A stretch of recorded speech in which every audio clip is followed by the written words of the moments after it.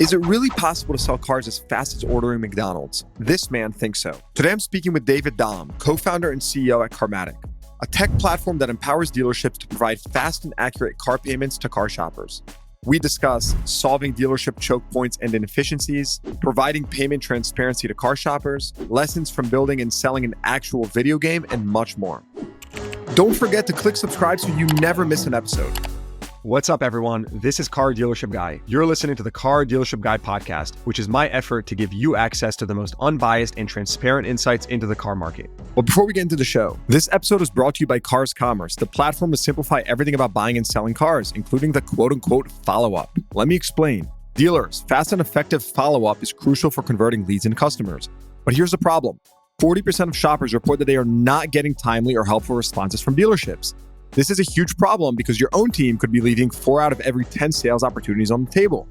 Cars Commerce makes it simple to measure and improve your follow-up performance. A Cars.com experience report tracks the percentage of leads your team is responding to and how customers rate those responses. While Dealer Inspire's retailing technology enables your team to quickly text follow-ups with personalized financing options to make the most out of every opportunity. To learn more about how you can measure and improve your team's follow-up performance, go to carscommerce.inc/experience or click the link in the show notes below. I took a look at your background, saw that you started your career in gaming, then found your way into cars, which I found fascinating because it's just not a trajectory you typically see. So I'd love to start if you can give us your background and really just take us from your early in your career, what you worked on, because I want to lead into present day from there. For sure. Yeah, I mean, I guess looking at back in my career, it's like 3 buckets. I actually first started my career in investment banking and private equity. Spent 8 years in New York, focused on advisory, M&A, PE investment, which I think was foundational for what I was going to do. But I realized very quickly I'm a builder, not a banker. I wanted to impact change and solve real world problems. That's really what it was. So I moved back to Chicago, where I'm originally from New York, and launched my first startup. And guess what? It failed. But I applied those learnings to my next startup, which happened to be in the gaming space. Why gaming? I've always had a passion for solving problems. I'm a gamer. I'm not a hardcore mass multiplayer online gamer, which is one of the games we end up building. More of a casual gamer. Don't lie to us, David. Don't lie to us. Yeah, I've got 2 kids now, so I don't even touch games. But yeah, but yeah, there was. Our first game was tackling the fantasy sports space, and for me, I saw myself. It was a personal pain point. I didn't have the time to devote to being a fantasy player, and so we uncovered this opportunity, this huge market of sports enthusiasts that wanted to participate in fantasy, but they just didn't have the time. So we created more of a session-based fantasy sports experience, and that was really kind of the foray into gaming for me. But looking back on that experience, I think you make mistakes as an entrepreneur. And I think first-time entrepreneurs, it's tough to get it right that first go-around. And so we made all the mistakes typical first-time founders make. We scaled the team too quickly. We raised too much money. All through the lens of not really understanding what product market fit is. And product market fit, for those that have started companies, it's kind of like this holy grail. You want to identify a market that has a need, and ultimately you want to build a product that satisfies that need. And that's the easiest definition of kind of achieving product market fit. And so, scaling that gaming experience without really understanding product market fit, we're getting close, but you're learning along the way. And I think that's one of the big takeaways for me personally. When I look back at my background and my experiences, I think a great founder really has to check his or her ego at the door, embrace failure, and then apply those learnings to what they're doing. And that's kind of how we approached, at least back in the day, the experience with my gaming startups. We were fortunate enough to have a patient set of investors that really were investing in myself, my team, our vision, and the market opportunity. So we quickly kind of pivoted within gaming to a slightly different product, and we did everything right. We scaled the team, we kept it lean, and we raised just enough money to get to that next kind of validation point. What was the game? The game was called Forge, and Forge it was really going after this market. We can geek out on this for hours, but in a nutshell, it was going after this mass multiplayer online market. So popular games like World of Warcraft, League of Legends, billion-dollar enterprises, and we uncovered this niche within gaming. My partner, co-founder, and CTO was actually a world champion World of Warcraft player, and so we uncovered this niche. Yeah, I mean his game design, his ethos around game design was just tremendous. Wait, so you both went from gaming together into the automotive world? No, no, no. He stayed in gaming. I went into the automotive world after we exited Forge, but in the studio was called Dark Veil Games.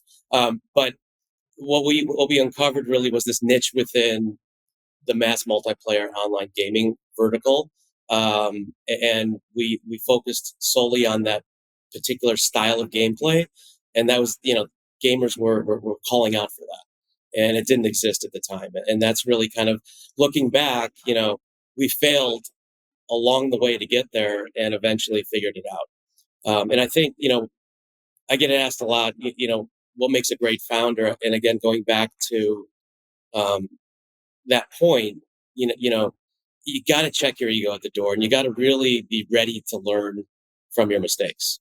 Yeah. So you said that twice now, so I have to ask, like, what was that mistake for you, right? Like, where at what point did you really check your ego? You're like, that like this is the one. Well, I think as a founder, you come up with this vision, and you want to solve a problem, but I think sometimes you get jaded a bit and biased, and you focus more on the solution than the problem itself. Uh, at times, you don't really understand the market opportunity, the market need, and for us, going after a quick aside. So that first game we built, the fantasy sports game, it's a phenomenal game. It was sexy. We had sponsors. We had the big networks that wanted to back it because on paper, in theory, it was phenomenal, but it wasn't really one solving a real pain point for gamers, and two, it was very limited in terms of its ability to scale. It required you to log in and play alongside a real time broadcast of a sporting event. That was our niche, but at the same time, not a lot of people can devote hours at a time to play a game alongside a live event, and that was kind of our Achilles heel. Going back to what really makes a great founder, it's living. There's a great book if you haven't read it, "The Hard Thing About Hard Things" by Ben Horowitz. He's a famous entrepreneur and investor now. And there's one passage that always stuck out for me, and it was something along the lines of, that startup CEO is too busy fighting the enemy to read books written by consultants that have never managed a fruit stand. And it's so true. I lived it. I had to put payroll at one point on my personal credit card. I had to take half my company into a room one day and let them know that that was their last day because we had to survive, bleeding survival at all costs. And you can't read about that in a book or learn about it in business school. You have to live it. And so that's kind of how I've approached everything I've done in my career. And especially as we embark and have built out Carmatic, it's really leveraging those learnings and doing things the right way. And I think it's one thing to be able to kind of have that transparency and look back on your experience as a founder, but equally important, that's the tip of the iceberg. You have to surround yourself with that initial core team from day one. And that's exactly what we've done also here at Carmatic is our team is phenomenal. I've never worked with a better team. And we're gonna get a lot into that because I have a ton of questions on how you built this team. But before we get there, so here's what I'm really interested in. You were the chief product officer at cars.com, right? How in the hell do you go from gaming to being, the CPO at, an automotive tech media company? How does that work? It's crazy, right? Well, you know, I was just curious when I saw this. I said, like why, right? What drove that? So go ahead. yeah, after my last startup, I really didn't have an epiphany for that next massive problem that needed solving. And I'm not going to go, craft a solution that doesn't really have a real market need and a problem attached to it. I am a huge car enthusiast, huge. And at the time, I had a passion for two different verticals for two different reasons, automotive and insurance. And it turns out that a friend of mine who had been CTO of cars.com mentioned to me that, I should go talk to the folks over at Cars that were doing cool things. So as soon as I met with the leadership team over there and Alex Vetter, um, I was hooked. I saw where Alex wanted to take Cars Commerce. Now it was cars.com at the time, and I wanted to be a part of it. And so I think what I brought to Cars was that scrappy entrepreneurial mindset. And of course, it doesn't hurt that I have a passion for the space in the industry. So, within God, a couple days of meetings with that team, I said, "Listen, I want to be a part of this," and I joined the organization. And from there, that was my foray into auto. I guess that's now 8 years ago, which in this industry, I'm still considered green and a newbie. The average tenure is decades, but I also think that lends me a slightly different perspective, a fresh perspective. I can kind of challenge the status quo in auto, and it's certainly served me well. So, like, fast forwarding to Carmatic, which is what you're working on now, what insights did you glean from Cars, right? Because here you're managing, the product for one of the largest, automotive tech and media companies serving thousands of dealers. You clearly see a lot. You're exposed to a ton. What were the insights that you gleaned that led you to, ideating Carmatic and what you're working on today? Yeah, I think being a part of Cars Commerce was a fantastic experience. Why? Because you kind of had a front row seat to a two-sided marketplace in auto. So you got to see the consumer pain points, but also the dealer pain points. And I think that's where I think there's a lot of folks that want to penetrate auto with a new idea, and you're either focused on solving consumer problems or solving dealer problems. We got to see both sides, and I think for me the big aha, and then you marry that with just my passion as a car enthusiast. I mean, I was on cars.com years before I joined the organization. I was on there daily as a consumer, and there's just a lot of pain points, a lot of friction as a shopper. And I think that was one big aha was transparency. There's very limited transparency. It's very difficult to navigate that shopping experience in auto when you're looking for a vehicle online. So looking back at my Cars experience, it was really all about how do we balance the needs of the consumer, but also knowing that we have to enable the supply side, the local dealers, with the right technology to be the ultimate advocate for their consumers, their consumer And shoppers. what were the pain points for the dealers? Like, what were the biggest pain points that you saw? I think there's a lot of inefficiency at the back of house. Look, ultimately, dealers they want I'd to be agree the with that. I'd agree Yeah, with that. and I think there's a misconception too. There's this lack of trust. Look, you've got your bad actor dealers, but those are a minority. It's unfortunate that those kind of muddy the waters from the consumer's perspective. But at the end of the day, they want to build that trust. They want to build that transparency. Ultimately, I think they don't have the right tools to do that effectively. It's disconnected, it's siloed, and we've made huge strides. It's funny. I was recently talking with one of our VCs, and they flat out asked me would I've started Carmatic before COVID, and I had to think long and hard about that. And ultimately, I said no. I think pre-COVID, one, I mean, consumer expectations have been evolving. Everyone's doing a lot more digitally online than they were in the past. But most important, you got to have the dealers willing to kind of embrace this new way of operating. And COVID ushered in this kind of behavioral change on the part of the dealer. They had to adopt digital solutions because their doors were shut for a couple of years. Coming out of COVID now, I think a lot of dealers realize that they're a lot more efficient. These digital solutions actually make them better at what they do on a daily basis, and they're introducing a hell of a lot more efficiency, transparency, and the end result is much higher customer satisfaction. So, looking back at the experience at Cars and then coming into Carmatic, one thing we were really laser focused on, and our leadership team, my co-founder Ken, we come from Cars Commerce, True Car, Auto Trader, so we had that marketplace experience. But we also said it's very difficult to tackle two problems at the same time. Let's focus on the dealer. We're a B2B sales enablement platform, and that's on purpose. Okay, and this was my next question. Like, what is Carmatic? So go ahead. Yeah, so Carmatic it's a dealer-centric sales enablement platform. Okay, what does that mean? Yeah, it sounds like a lot of fluff, right? What the hell Um, does that mean? uh, right. So at the end of the day, we anchor on the ability to instantly shop by feature and payment. So dealers are still in control of the sale. Our platform uses their criteria, their parameters, their payment configurations, and we're literally crunching all of the numbers and presenting accurate monthly loan or lease payments in real time, pretty much for anyone at the dealership to then position and leverage for their end user, the vehicle shop. Okay, so break that down for us for a second. What's the current experience today as you know it, and how are you changing that experience? Right. So the current experience is broken, in our opinion. So typically, let's talk about kind of the way car shopping works, right? And I'm not talking about a Tesla model that's going direct to consumer. I'm talking about I'm a consumer shopper. I'm interested in buying a vehicle. Uh, my first step is online. Very few people are just walking in sight unseen to a dealership and starting the process from scratch. Correct. Agreed. So I'm online. Maybe I start in Google. I do a Google search.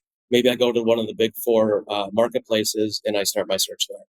At the end of the day, though, what I'm doing is I'm looking for information. I'm looking to get my questions answered. Typically today, that starts with a lead, a digital lead in the CRM. So I'm on a marketplace, I'm in Google, I'm interested in a particular vehicle, or maybe I'm just interested in learning more about what's going to meet my needs. I submit that lead gets sent to the CRM. Of course, you've got your walk-ins and people calling in the phone up, but those are, not the majority of leads. The leads are digital. Today, the dealership has a CRM that manages all those leads. That first touch point is typically either a business development rep, if I've got a centralized business development center, or if I don't, it's a salesperson. I'm in the CRM, and that's my first interaction with the customer. Today, they don't have a toolkit to bring that customer further down the funnel. So today, what they're doing is they're picking up the phone, and that lead has a phone number and maybe a vehicle of interest. They're calling that consumer and saying, when can you come in for an appointment? That's where the process starts today. And everything is done online and the consumer's looking for all this information before they make the decision to spend hours at the dealership. Correct. But and why is that the current process? I think it's a couple different things. One, dealers don't have the software and the toolkit to be able to do that needs analysis in real time online. The other piece of that is you do have this kind of older school way of thinking. Again, going back to pre-COVID, I think a lot of dealers felt that one, offering payment transparency left control in the hands of the consumer and not the dealer. So they wanted to kind of get the consumer to come in, spend those hours at the dealership, only to then go down the funnel and present them with payment, affordability, and kind of availability needs. Um, but what happens in that process, and look, I mean, the stats are real. The average time spent at a dealership, even today, is 5 hours. Once I've decided that I'm ready to come in, that's inefficient and that's broken. And so I think, the way we approach this was, what if we could kind of invert that? What if we could bring payments upstream? Because we know the data is out there. 70% of consumers, their major decision point is centered around monthly loan or lease payment. What is my affordability? How can I purchase this vehicle and afford it? And that's a monthly payment. No one's paying cash. Very few are paying full sticker in the form of a check. And so, how do we enable the dealership to quickly surface, the features that are important to a consumer? I'm looking for an SUV with third row seats, lane keep assist, and parking sensors. But ultimately, my budget is $500 to $525 a month. Now you've got places you can go to, go through a payment calculator or estimator. There's digital retailing tools that force you to land on a particular vehicle, only to then present you with a payment that doesn't translate to the showroom, doesn't translate to the desk. And that in our opinion is a broken experience. You're saying, which I agree with both of these points, that the lack of payment transparency, when someone just calls and speaks to the salesperson, is a combination of technology like toolkit And, with certain dealers, it's also a control thing because let's just be honest, right? We know that you have a customer that's captive in the dealership, there's just a higher close rate. That's a fact. Whether you like it or not, like I know that, that is a fact. I want to understand now what you're building, right? How is that supposed to, improve this process? Yeah, and so we look at the data that we've experienced coming from the marketplace side, from any lead gen platform, and you look at those leads that are sitting in the CRM. Of course, the data shows that you get someone in the door, whether it's an auto dealership or a retail store. Once you're in those doors, of course, you've got an audience you've commanded that audience, and they're ready to buy, and they want to leave purchasing a product, whatever that product is. If you look at a digital experience, they haven't yet gone to the physical bricks and mortar location. And so they haven't made the ultimate decision to purchase. The digital leads sitting in the CRM today are closing at single digit percentages. Why is that? They're unqualified. Typically, that lead has a piece of contact information, a vehicle of interest, and it's evolving. Maybe there's, a trade estimate attached to it. Perhaps there's, a pre-qual in terms of credit, but that's it. And so when we look at all those leads just sitting in the CRM, now you've got what we argue is one of the most important users at the dealership, the BDR rep or the sales rep. And we say that because that's the first touch point with a consumer. That's your one opportunity to convert that consumer into a paying customer. But before you even get to the transaction, it's getting them into the door, into the dealership. We believe that this is an online to offline experience. It's omni-channel. That's not going away anytime soon. So how do you qualify that lead better? Most important to a consumer is affordability today. I mean, that is going to continue into 2024. We can get into our opinion on where the economy is, but affordability is a central challenge to consumers when they're shopping for a vehicle. You've got to qualify that lead, and you got to do it in the right way. You've got to arm anyone at the dealership with that technology to do that quickly and in real time. Otherwise, you'll lose them. And so that's really what we're focused on with Carmatic. It's kind of like there's three pieces to our technology that allows for that. The first is really ingesting all of that data associated with the lead through Carmatic.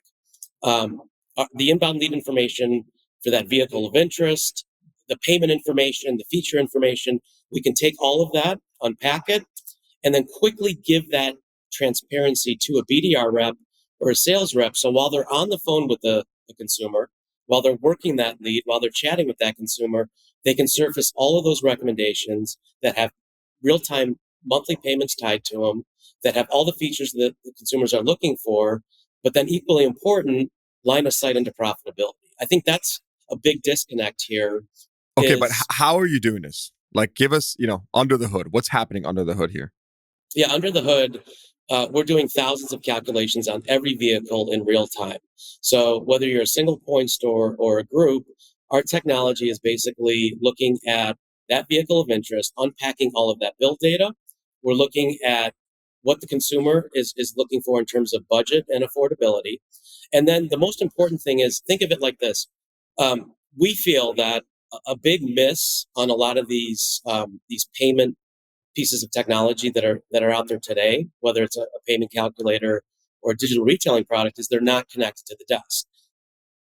What's the desk? Because not everyone here knows the definition of what that means. So the desk in the dealership, you've got your business development center that is tasked with working those leads. They want to get that lead to then come in, and there's a handoff to the salesperson. The salesperson then is working with that consumer. Typically, they're walking the lot. They're finding out if that vehicle is available.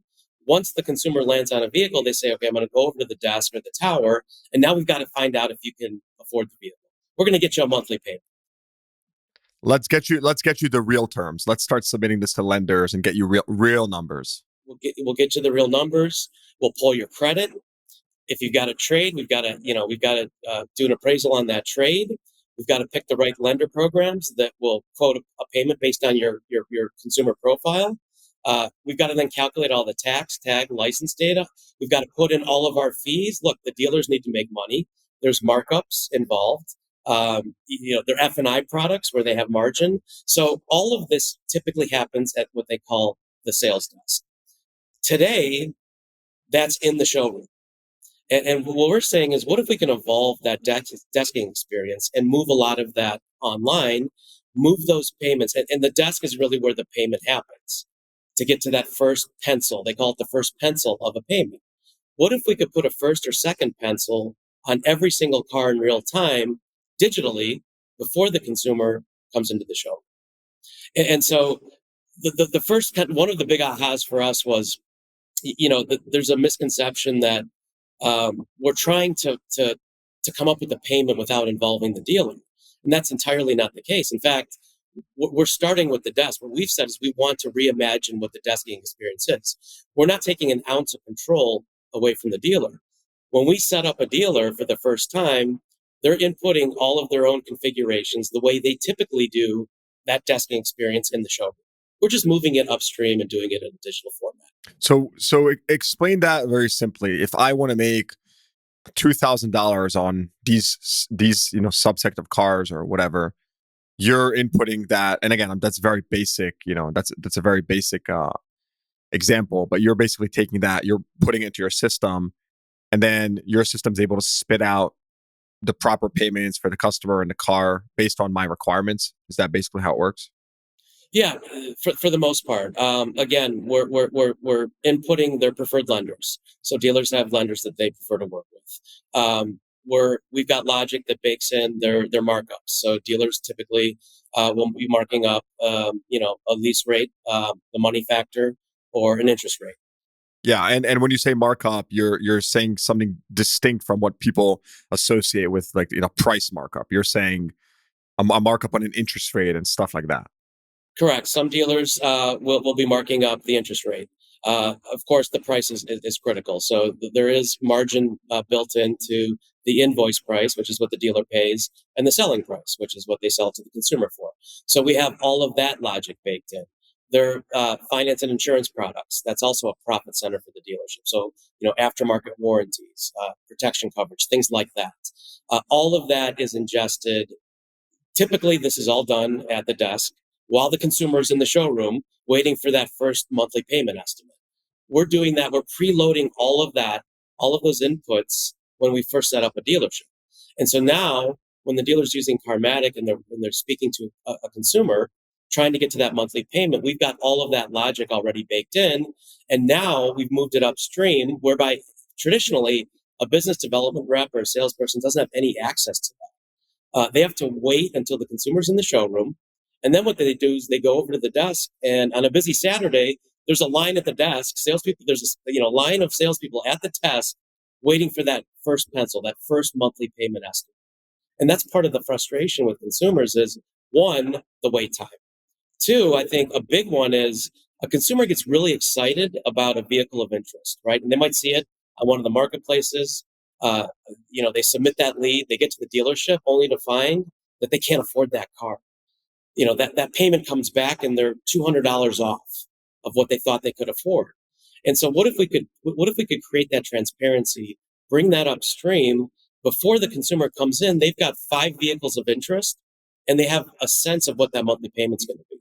By the time they get to the dealership, there's no disappointment.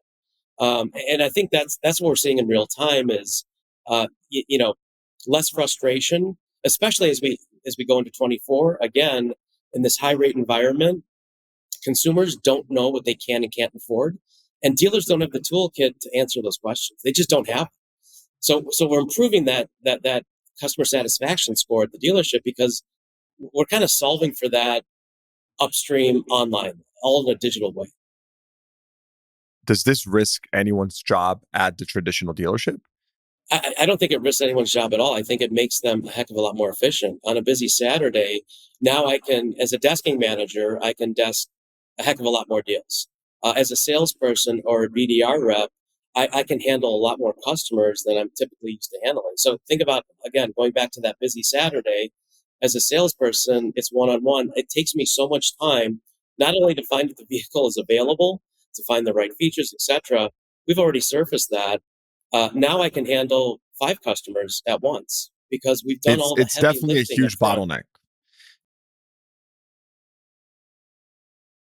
on desking as much as we could because it's the bottleneck. When it's busy, that is your bottleneck. Absolutely. Yeah, and I think it's a huge bottleneck. And look, as I might have mentioned, I'm a huge car enthusiast, and my wife actually, she loves kind of changing out her truck every few years. So we lease her vehicle. Even knowing what I know and being part of the industry, it's so frustrating to get that monthly loan or lease payment. In our case, the lease payment. I think part of that is this unwillingness on the part of the dealer to want to present that payment online before I come into the showroom. But I don't think anyone's approached it the way we have with Carmatic. Again, How we're so? not Like, changing. We're not changing the way they desk deals. We're not changing the way they get to that first, second, third, final pencil of a payment. All we're doing is automating that, all of those processes, and doing it in real time and bringing it online. And I think that's a big disconnect with just transparency in general. You got this online to offline experience that's so broken because that initial payment, so those that are doing it online and offering some kind of monthly payment estimate online, it doesn't translate to the show, and it's broken. Um, I don't think anyone's really started with the desk and then built an experience around that affordability and transparency. And that's what we've done. We started from day one. all right. So, very nitty gritty question. You are not the bank. The dealer here is not the bank. You are working with banks or with the dealers' banks to get their info. But how are you able to provide that, correct payment for a customer if you are not actually the lender and it's not actually this customer is not actually being sent to the bank? How are you doing this? Great question. So we've built a lot of back end partnerships with data providers. I've looked into some of these things. Let me tell you, like I've looked into some of these things, and so I quickly discovered that Capital One does not put out rate sheets. How the hell do you know what they're going to act and what they're going to do when they don't put out this data? But anyways, so go ahead. So we've built a lot of partnerships with all the data providers that ultimately arrive at that monthly payment. The lenders are a big piece of that. So we are pulling in real time programs. We have over 200 lenders on our platform. We've got the captives, third parties, and what's interesting is that long tail of credit unions. I don't think a lot of people realize that a lot of dealers are really leveraging credit unions because Especially they offer, nowadays. especially nowadays, they offer a lot of them offer better terms. They can get a customer in at a lower monthly payment, and the dealers can actually make more gross because of those terms. So we're ingesting all of that data. On the OEM side, we're ingesting all of the real time rebates, incentives, etc. So you do new and used. You do new and used, right? New and used, of course, CPO, in transit, all of that. But at the end of the day, to get to that monthly payment accuracy, of course, we've got to have the right programs. And so our system is doing that automatically for the dealership. If we've got dealers that only want to use the captive lender, fantastic. When we onboard every dealer, we work with their preferred lenders, but then we're also offering access to in our entire lender network. And we think we've got one of the most robust lender networks in terms of coverage in the space. And I think that's really important, offering that objectivity and that range of choice for dealers. We've actually heard from dealers that by leveraging Carmatic, we've uncovered lender programs that they didn't know existed. Yeah, because you know of it through your data, and maybe the desk manager just happens to not know about it. That makes sense. And that dovetails into kind of the second piece, which we haven't touched on, which is profitability. So, in addition to putting a monthly payment instantly on every vehicle in real time across the entire lot, or if you're a group across the campus, we're also putting a gross profit on every vehicle. And so now we've got line of sight for the dealership on profitability. Today, the dealer has to land on a car, pick the right program, do all of that kind of heavy lifting to arrive at the profit.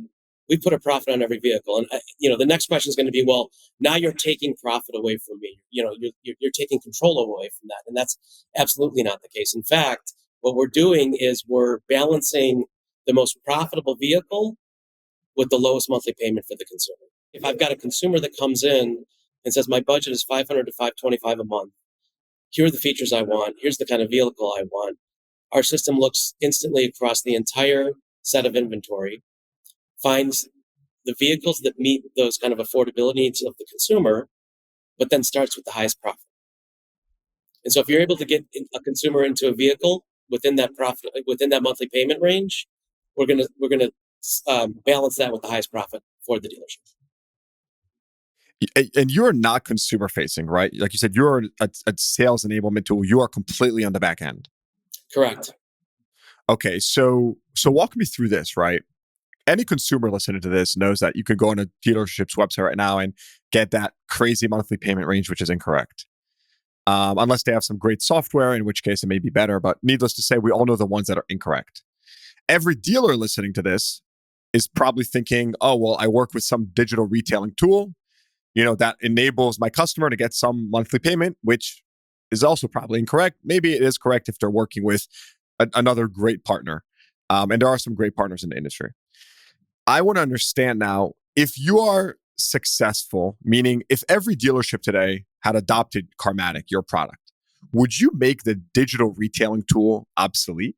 And the reason I say that is because if most digital retailing tools are not providing accurate monthly payments, and again, there's exceptions. I'm a huge fan of AutoFi, for example. They're a partner of the podcast, and I've really believed in the product for many, many years because they built a phenomenal, product that integrates with other lenders. But the point I'm trying to make here is, if you're successful, right? How does that impact the whole digital retailing world, or better yet, how does that impact the front end consumer experience before they even get to submitting that lead? Because now will there be a disconnect? That's what I'm trying to understand. I think when you look at some of the digital retailing tools out there, they're really not being used by the dealership as a transactional tool. And we're big fans of AutoFi as well. I think if you look at some of the other players, they're really being treated as lead gen. And the reason being is there is that disconnect because they're not truly connected to the desk, meaning the digital retailing tools, or we'll call them payment estimators, etc. Yeah, it's a super lead. It's a lead with just more detail. And we hear that time and again from all of our and again, like, I don't want to paint a broad brush, because it's with very few exceptions. There's companies that have built the intellectual property like AutoFi and some others where they actually have integrations with lenders. But otherwise, there's many that are just super leads. Correct. And if you look at those super lead gen providers, because one, they don't have the depth of coverage of the lenders and the lender platforms, they're really not connected to the desk in the sense that payment is unwound. The desk is not leveraging the lead in the same way that, let's say, a salesperson or BDR rep is. So I'm on the dealer website, and let's say I've got a digital retailing tool on that website. It's still a monthly payment estimate. Unless, again, I'm direct to lender and I've got that direct connection with the lender. Great. Now I've got, let's making it up. I've got a partnership with Capital One, and we're going direct with Capital One or Westlake. Fantastic. But what about all those other deals where the dealership is working with other lenders, the credit unions, some other third parties? Let's say I've got a consumer that is basically, look, I'm a Chase customer. I want to work with Chase. What happens then? So I think what happens when the customer gets into the dealership and they get put to the desk is essentially unwinding that deal and redesking it out based on how they want to conduct business. And I think that's the big disconnect. So it's extremely frustrating for consumers when they get a monthly payment estimate on the dealer's website or they're on a marketplace site, and they get to the dealership and they're working with a different lender, and that payment is wildly off. So I think as we evolve Carmatic, we are actually in the middle of testing a consumer-facing piece of functionality, shop by payment at the group site level. Okay. Now things are getting wild over here. We're getting wild. And look, putting my founder hat back on, making the mistakes we've made in the past, we want to get that B2B sales enablement piece right first. We don't want to get distracted with that's the goods. That's the meat and potatoes, as I like to say. Yeah, and we get really excited because no one's focused on arming that first touch point at the dealership, the BDR, the BDC rep, and the sales rep with a toolkit for them to do their job better. It's baffling to me. Today, the BDR rep has the CRM and they're working with the dealer website, which is the same experience that the consumer sees. And so, how are you able to be a better advocate for your consumer shopper when you're using the same toolkit that the consumer already has access to? So we've said, what if we could build a product that is really focused on those two use cases? The BDC, the salesperson. Of course, we have desking managers and folks at the desk using our product as a desking tool, but we're really kind of reimagining desking. We're evolving desking, and Believe me, I see, like, I totally get it. Like, it's not, it clicked for me, I think, like 20 minutes ago when I was like, aha, I get exactly the bottleneck that you're solving because I've experienced this firsthand and it's painful. and getting back to your point on longer term, as we evolve Carmatic and we become embedded in the workflow, that's another big learning for me personally was, coming from the digital ad side of the business, the marketplace side of the business, and really focus more on pure SaaS. You really have to embed yourself in the workflow and make yourself sticky. You can't change behavior. You have to augment their existing processes. But if you do that right, now you really open up a lot of opportunity to then expand that functionality. And so we're anchored on improving that desking experience, evolving the desking experience to make it a lot more accessible. Once you do that and you've built trust around payment accuracy and payment integrity, now you can start looking at how do we surface this in front of consumers in a much more effective way. Today, consumers can't go into Carmatic.com and start searching for vehicles. That's on purpose.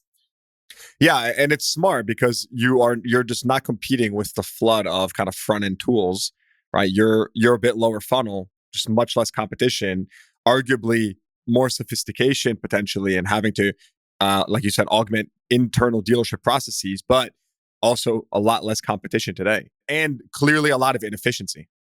A lot less competition, a lot of inefficiency. But it's interesting you mentioned that. We really haven't had a chance to talk about our enterprise solutions.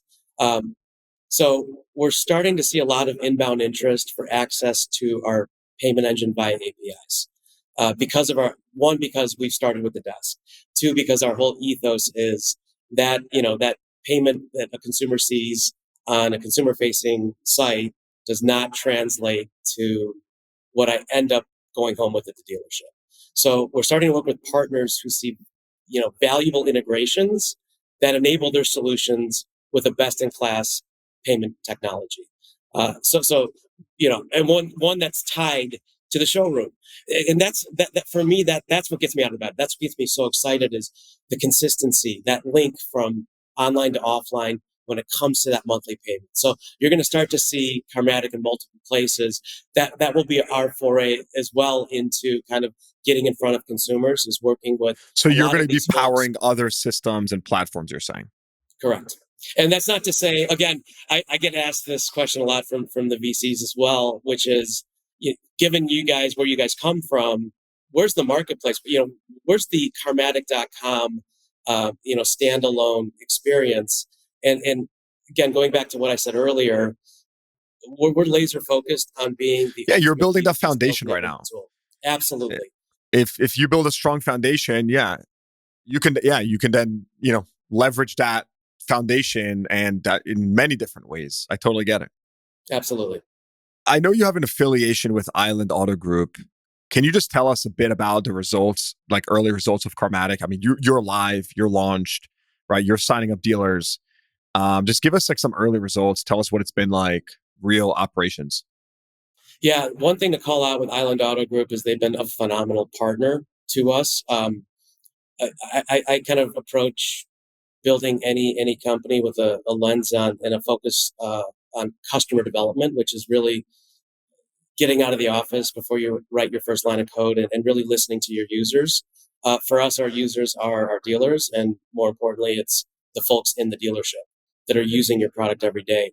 Island has been instrumental in working with us. We work with, you know, 13 of their stores on a daily basis. We're getting real-time feedback from BDR reps, sales reps, GSMs, GMs, the ownership. Island had the initial vision for what Carmatic would become, and they've been instrumental in getting us to where we are today. When you look at Island, when you look at a lot of our large dealer group customers, again, we work with dealer groups, we work with single point stores. We're seeing a lot of great early feedback, green shoots, if you will. We're seeing much higher appointment set rates for those that use Carmatic. Those set rates are turning into higher show rates. Those show rates are closing at much higher conversion rates. Because we're surfacing all of this transparency upstream, we're providing that transparency to consumers, ultimately enabling the dealer to be a lot more efficient. We're seeing, especially like from folks at Island, they've actually ripped out their entire desking product and are using Carmatic as the sole desking product. We've got other dealer groups that are started out as, using this at the upper funnel with BDC and sales folks, and now they're realizing that, why am I paying for a desking product when Carmatic already does that for us? One thing to call out, we're not going to market as a desking product. Yes, of course, we're a desking platform, but we're so much more. We started with desking as the foundation, as the anchor, but from there we built, best-in-class inventory search. We built a phenomenal recommendation engine that anchors on monthly payment accuracy, and we built marketing automation on top of that. So again, anchoring on payment transparency, but then the applications that you can build on top of that is really the next generation for where we're going to take our money. I love it. David, super interesting. When Carmatic gets the proper adoption or, gets mass adoption in the industry, what is that end result, right? Like, give us just a snapshot of how has car buying changed for the consumer and the dealer. I think, it boils down to affordability, transparency, and efficiency. So as we evolve Carmatic, we become part of the workflow at the dealership. In doing so, we're really making them a heck of a lot more efficient. We're generating much higher profitability for the dealers. One, because time saving and full automation. Two, because we're surfacing profit in real time, and they're able to have line of sight into the most profitable vehicle transactions that still balance the needs of their consumer shoppers. And three, ultimately, this transparency piece. As we evolve and grow and scale Carmatic, now as a consumer, I'm going to have full confidence and trust that the dealership I'm working with is going to meet my payment needs. And at the same time, I'm also going to have a better experience working with that dealership. We want to build trust. We want to be the ultimate advocate for our dealer partners to build trust with their consumers. As we continue growing and evolving the Carmatic platform, the ultimate vision here at the end of the day is I will have complete trust and confidence that the payment I see online is the payment I'm going to get at the showroom when I go close out the deal and drive home with that new car. Amazing work, David. Are you going to be at NADA? I assume you're going to be there, have some representation? Absolutely. Yeah, we're going to be at NADA. We're looking forward to meeting with a handful of folks. If anyone's interested, please reach out. You can reach me at davidcarmatic.com. And any dealers out there that would like to learn more about our technology, you can book a demo pretty quickly and easily at carmatic.com. And we'll also put a link in the show notes below. So if anyone wants to visit carmatic.com, learn more, they can just click the link in the show notes below and they can see it right there. David Domm, thanks for coming on CDG Podcast. So super fun. Great to be here. All right. Hope you enjoyed that episode. Please give the podcast a rating, consider subscribing to the show, and check the show notes for links to what we talked about. Thanks for tuning in. I'll see you guys next time.